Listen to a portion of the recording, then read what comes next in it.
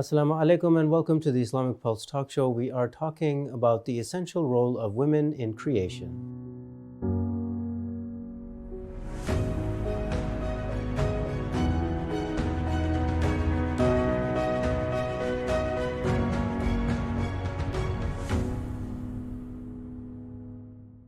Assalamu alaikum and welcome to the Islamic Pulse Talk Show. We are here in the studio continuing our discussion on women's identity and womanhood.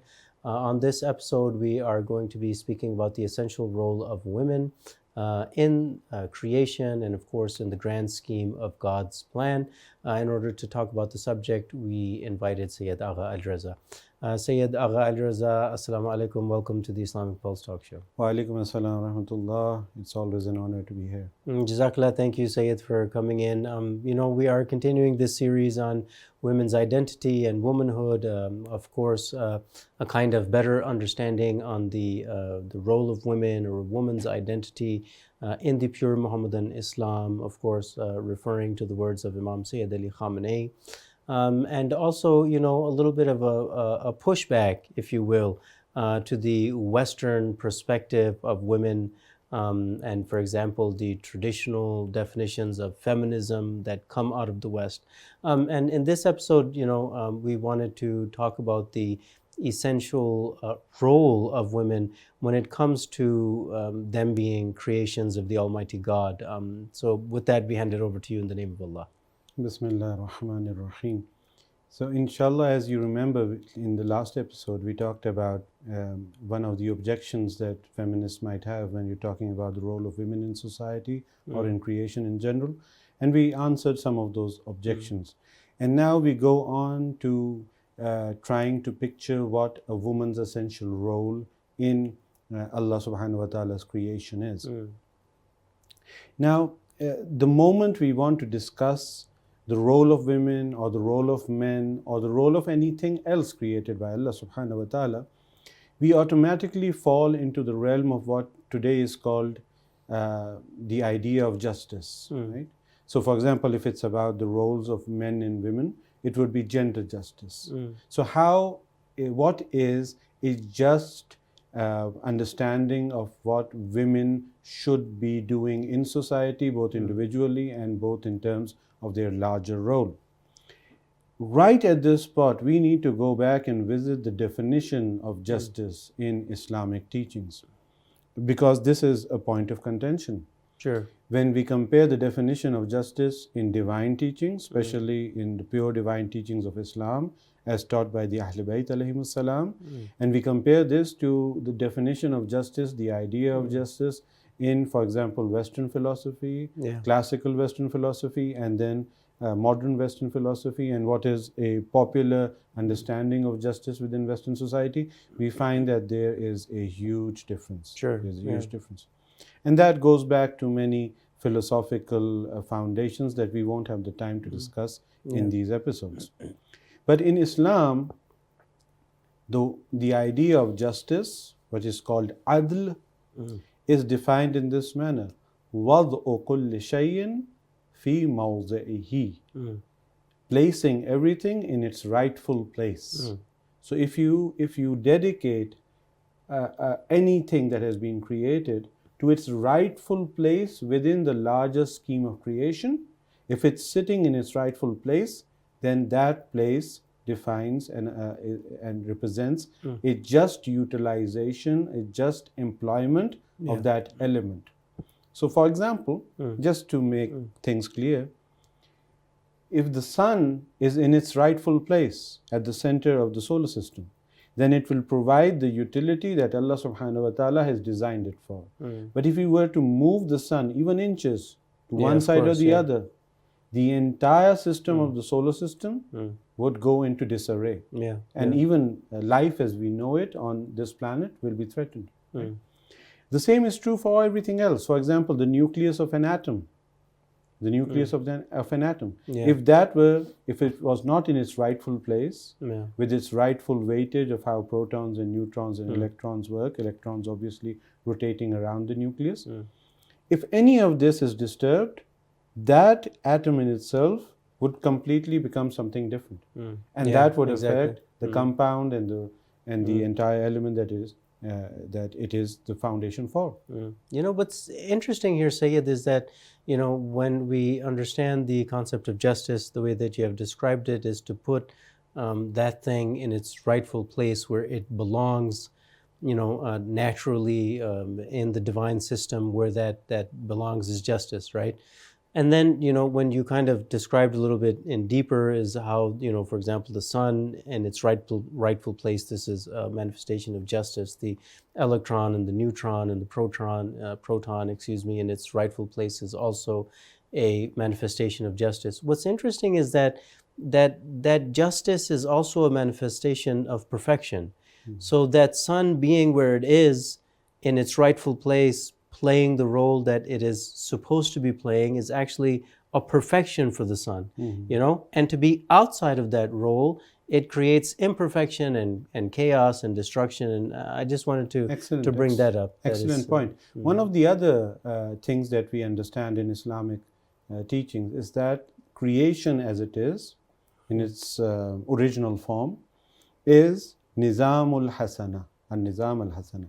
Yani it is the best possible, the most perfect possible scheme of things. The reason I'm emphasizing on the word possible is because in the physical realm, in the material realm, the inherent nature of the material realm is such that it is limited.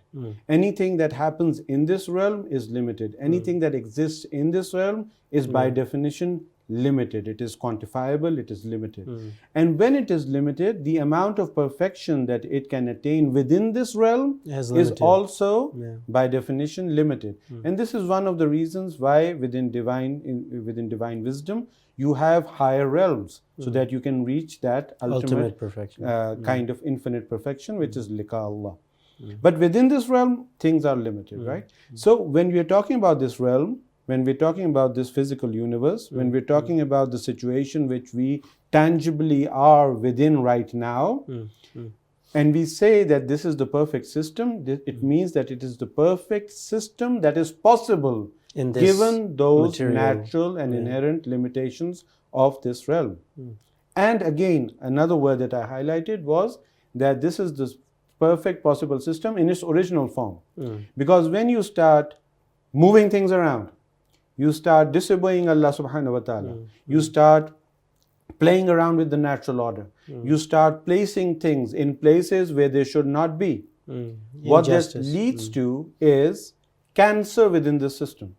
So, for example, when you and chaos and destruction. I use the word cancer because I wanted to go to an example. When you start abusing your own body and you start consuming things that are detrimental for you, what does that ultimately do? A cell that was supposed to play a productive role within your body goes out of sync, goes out of its natural form, goes out of its natural constitution, becomes cancerous, right? So as we said that if you were to move the sun around, if you were to move the nucleus around, in the same way, if you were to move the definition and the constitution of a cell, a biological cell, it would turn into cancer. Right? So as the Quran says, ظَهَرَ الْفَسَادُ فِي الْبَرِّ وَالْبَحْرِ بِمَا كَسَبَتْ أَيْدِي النَّاسِ, that all corruption in the entire system, on land and on sea, this is a metaphor for saying that the entire system, the entire natural order, is because of what human beings unfortunately do by disobeying Allah's order, His commandments, and creating injustice within a system that was designed for justice according to that definition that we had. وَضْعُ كُلِّ شَيْءٍ فِي مَوْضِعِهِ, putting everything in its own place. Now the moment that we talk, that we define justice in this manner, let us rewind back to gender justice, right? Right. Here we see that what are the automatic effects of such a definition. The first effect, the first consequence is that you're accepting that everything has its place. So there is this greater intellect, this universal intellect that has created the universe in a manner that it has appointed places for everything that has been created. And those places are perfect. And those places, of course, in the definition of the limited perfection of this exactly, right? time-space continuum. Now, this first consequence, again, this highlights the difference of opinion that we have with Western philosophy. When Western philosophy moves towards atheism, moves towards agnosticism, moves towards the idea that there is only materialism, there is only the material existence and there is no metaphysical or transphysical existence. So it is kind of deleting God and the perfect creator out of the entire equation, right? Yeah. So therefore, you cannot have existentially perfect places for things to occupy, for things to be employed at, because it's all chaos, right? It's just chaos that seems like a system to us. These are things that Western philosophers have said. But in Islam, when we are defining justice in this manner, by consequence, we are accepting that everything has its place. The sun, the moon, the stars, the orbits, the planets, the cells, the everything, all of the natural phenomena, including human beings, including the male and female parts of the species, all have their own place to occupy. Now, having done that, the other consequence that comes about intellectually is that if you're talking about women or if you're talking about men, what is that space that you need to be in? What is that position that you need to be in? Or that role, for example. Because if you don't know, if you do not have knowledge about that role that you need to play, then you will automatically be outside the just role that needs to be implemented, right? So when we're talking about women, when we're talking about men, when we're talking about gender roles in general, we need to discover these. Now, there are two ways of discovering this. You can either go the path of the Western philosophy or Western science and try to do it through trial and error over centuries and centuries and centuries. Or make stuff up. And then it ends up in more corruption, more war, more degeneration, and then you say after a millennia, oops, we made a mistake, let's try again. And then being reactionary, you say that we're going to do the exact opposite of everything we did before, and then you come and you see these cycles in Western political, social, philosophical thought going on and on and on and on. Again, that hadith that we keep quoting from Amir al-Mu'mineen alayhi salam, La taral jahil illa mufritan aw mufarrita. You will not find someone who is a person of ignorance, who is not connected to divine knowledge, except that he is either falling off this side of the equation or the other side of the equation. So you have this, if you look at the history of Western thought or the history of non-divine thought in general, you will always find this happening in different spheres of life, right? So you can either go that path and there's no guarantee of getting any success, or you can go to Allah subhanahu wa ta'ala.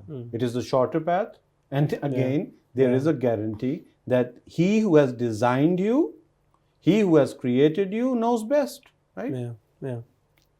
If you do that, then you come towards Islam's and you come towards the Prophet sallallahu alaihi wasallam and the Ahlul Bayt alayhimus salam, and you ask them, what is the role of man in society? What is the role of women in society? Right? And there is that moment of enlightenment, that all of a sudden everything starts making sense. When you sit in front of the Quran and ask the Quran what the role of men and women is in society, you find that men and women are created like two pieces of a puzzle. Interesting, yeah. Man has certain capabilities, certain natural capabilities within this physical realm, within this limited physical realm, and women have another set of natural, physical and spiritual capabilities within this realm. And these two join together and they create a perfect society. So if you only had men, or you had masculinity and masculine values and masculine points of view and masculine styles of action and behavior in society, society would reach a dead end. Or chaos, destruction. Right? In the same way, if you only had feminine behavior and feminine points of view and feminine nature in society, again, society would reach chaos and destruction and a dead end. It won't be able to go on. These two come into synergy and they complete one another. Right? And when we say that they complete one another, the very idea that one completes the other it brings us to the idea of codependence. So in terms of nature,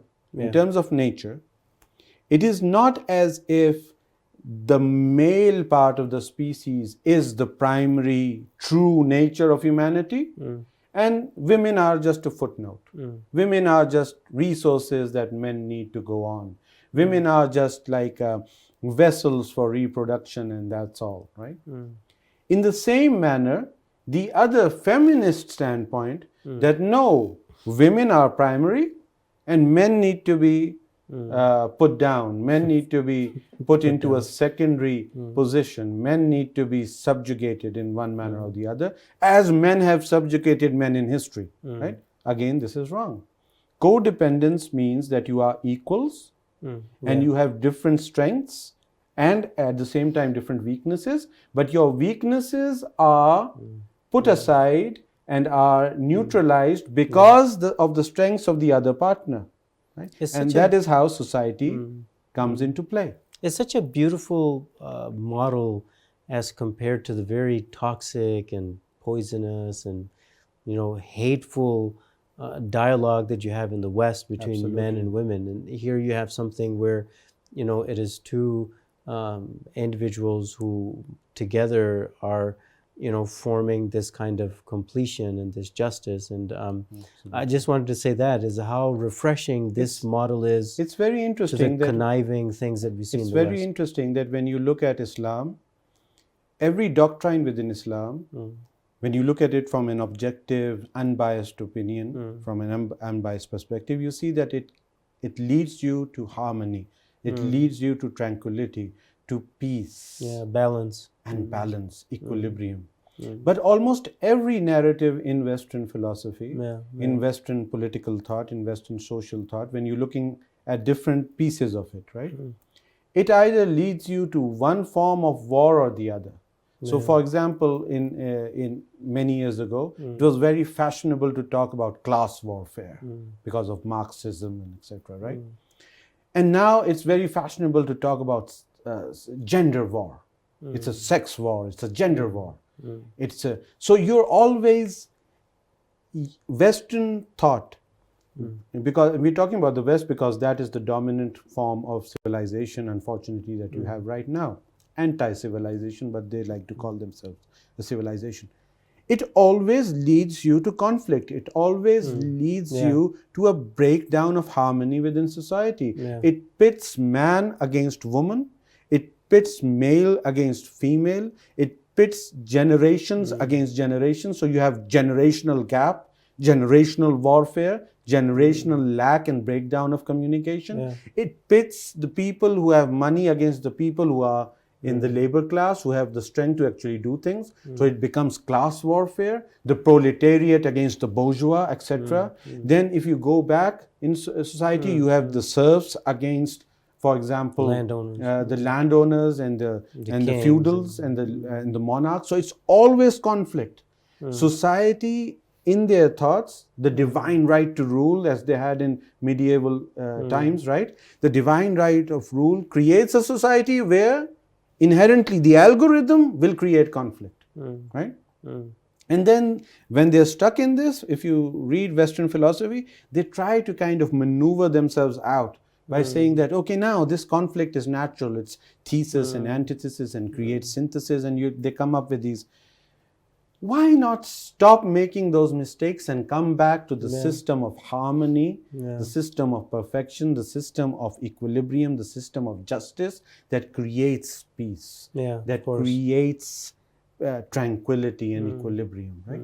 So Islam teaches that when these two parts of the same species, right, ashraful makhlukat as they are in general, humanity is ashraful makhlukat, not the male part of the species, not the female part of the species.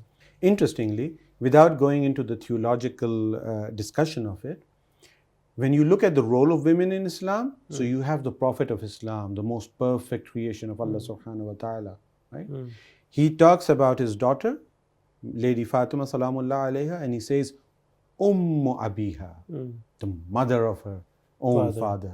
Right? So she is so important. Her role is so important. She is a pillar for the Prophet of Islam. Yeah. Fatimatu bid'atun minni. She is the core of my heart. Right?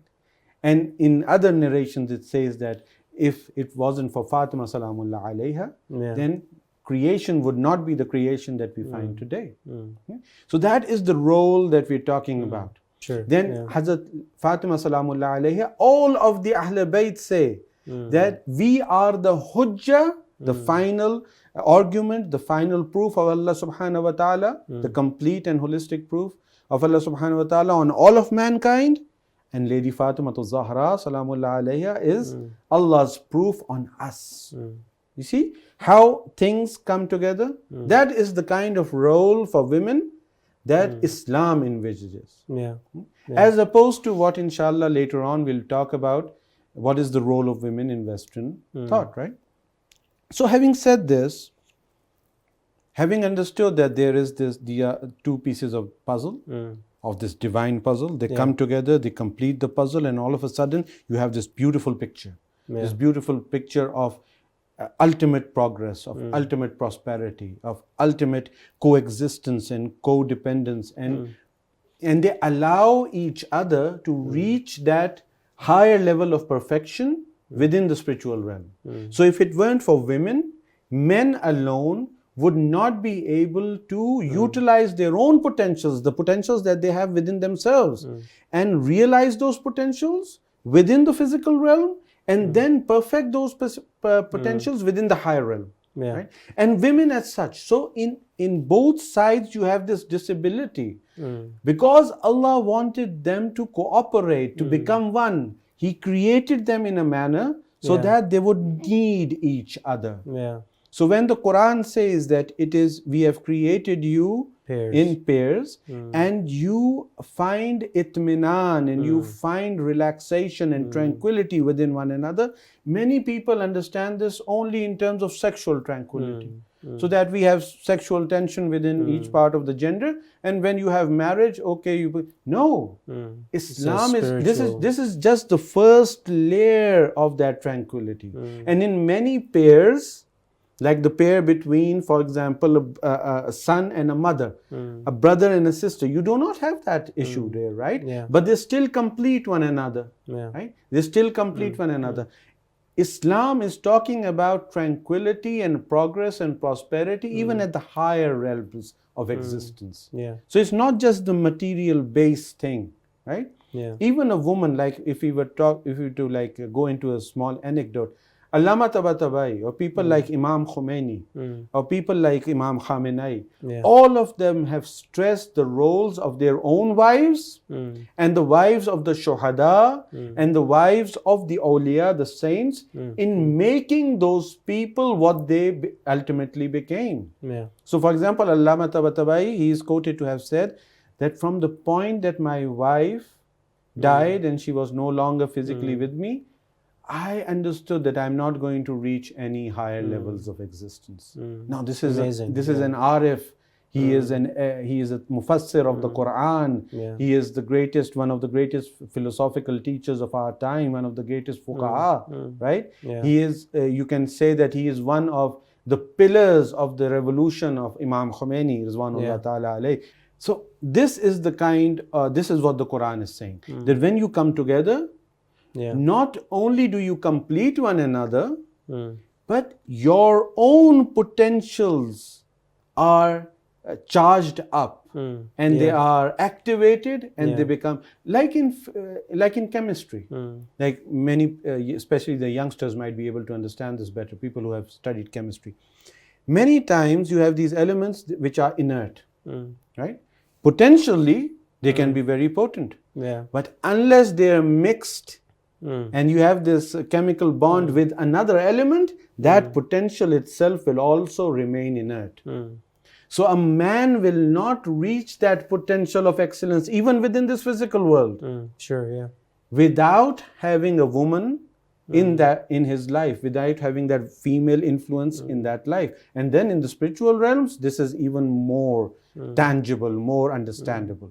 So without having the mother in the picture, actively in the picture, in her proper role, without having a sister in the picture, in her proper role, without having a daughter, without having a wife in the picture, in those proper roles, those men will never reach excellence, right? So there is this depend, and vice versa. The same is true for, like, without having children, how will that mother reach those that excellence? How will the daughter reach that excellence? How will the wife, etc., reach those excellences? So Sayyid, we kind of talked about, up to this point, we talked about justice and the meaning of justice, and then kind of talked about a little bit about the role that justice plays, or as well. Then we kind of talked a little bit about men and women and their role amongst everything. I mean, I don't know if you want to kind of conclude at this point, and to see kind of overall in general where we are in the overall discussion when it comes to womanhood and a woman's identity. Absolutely. Now, obviously, we will need several more episodes probably to actually go into what the role of women is, because it's such a vast, expansive kind of a landscape to cover. Islam has so much emphasis on what women are, that it is probably one of the greatest parts of Islamic thought is the role of women, right? And how it elevates them and brings them into this existential importance. But just to summarize what we did today and kind of get to a conclusion, we find that women, their role is, first of all, it's an independent role. It is not a footnote to masculinity. As compared to the West. As compared to the West, right? And even if we were not to look at the West, right? Even if we were to look at Islamic teachings themselves, women are themselves an independent creation of Allah subhanahu wa ta'ala. So they are not an afterthought that maybe He created Hazrat Adam alayhi salam and He just said, oops, okay, we need something to kind of... No. Women is in pure Muhammadan Islam. If you go back to the narrations of the Ahlul Bayt, this is an independent, glorious creation of Allah subhanahu wa ta'ala, and it is just as important as all of the other creations. So obviously the comparison is not with rocks and trees and mountains and rivers. The comparison is with man. So the role of man is just as important as the role of the women, and the role of women is just as important. So they are equals, and at the same time they are codependent. They complete one another. Right? Yeah. So, and that leads, obviously, when we're comparing to Western political, social, philosophical thought, no, women are not a footnote to masculinity. Women are not a reaction to masculinity. Any attempt to define women with having masculinity as the primary reality, and then women being delegated and put down and replaced with something that is secondary, that is a footnote, that is an appendix. No. Or that is in conflict with. That is in conflict with, or it is in conflict with masculinity. All of these interpretations are wrong. And this leads us to one of those tangible things that's going on in the West, right?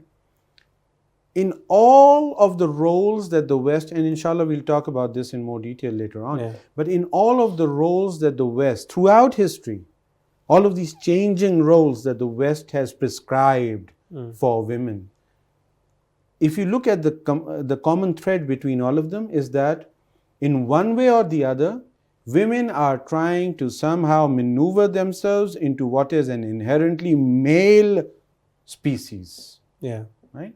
So they're either trying to kind of preserve themselves in medieval times, right? And just survive, being treated like property, being treated by resource, etc., etc., and then somehow trying to weave their way through to modern times, where they are trying to emulate wolf amongst wolves. Become a wolf amongst wolves. So, for example, if you have these renowned political leaders of the West, and similarly leaders of the East who try to idealize these women political leaders of the West. So what are their defining features? Their defining features are this, that they are only biologically women. Except for being biologically women, they're from the inside, their core essence is that they are men, and they are the most toxic of men. They are the most toxic of men. So there is no difference between, for example, Hillary Clinton and her husband Bill Clinton, or Bush for that sake, right? There's no difference between Kamala Harris and Trump in the way that they think.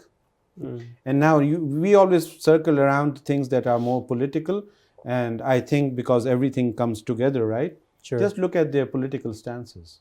So the same way that Trump is okay with hundreds and hundreds and hundreds of babies being slaughtered on live television, Kamala Harris is okay with it as well. Yeah. Right? If, for example, you had Queen Elizabeth, the late Queen Elizabeth, she was okay with it as well. Yeah. If you had, for example, Margaret Thatcher, she's okay with it. The woman who is right now, I think, one of the leaders of the European Union, I forget what her name is, she's not only okay with it, she takes pride in it. Yeah, right? Miss Ursula. Yeah, the Prime Minister of Italy right now.